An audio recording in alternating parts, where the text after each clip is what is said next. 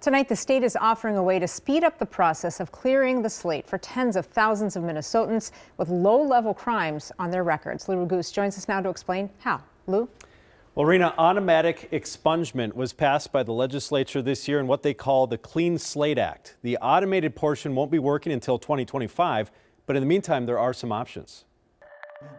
When Attorney General Keith Ellison began an expungement program in 2020, he learned of a 60-year-old woman who wanted to become a nanny.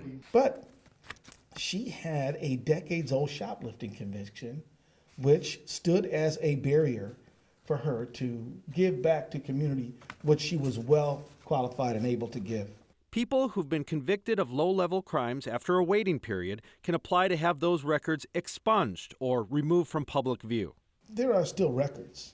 They're just not in a space where landlords and employers and people like that who might deny an opportunity based on that. This year, the legislature voted to expand the state's expungement law and automate it in what it calls the Clean Slate Act, so that nonviolent criminal history no longer prevents people from getting housing or jobs. Clean slate is exactly what it means, a clean slate. The most common crimes eligible for expungement include fifth-degree drug possession or sale, theft, receiving stolen property, and damage to property. We're focusing on specific low-level crimes and saying if you've been crime-free for a certain waiting period, then it will be automatic. The waiting period before eligibility for expungement ranges from 2 years after sentencing for misdemeanors, 3 years for gross misdemeanors, and 5 years for eligible felonies.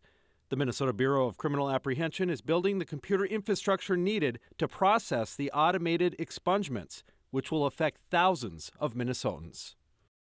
And for people who don't want to wait until 2025, there is a clinic scheduled Wednesday from 11 a.m. to 7 p.m. at 1101 West Broadway Avenue in Minneapolis, and that's where people can petition to get their expungement now.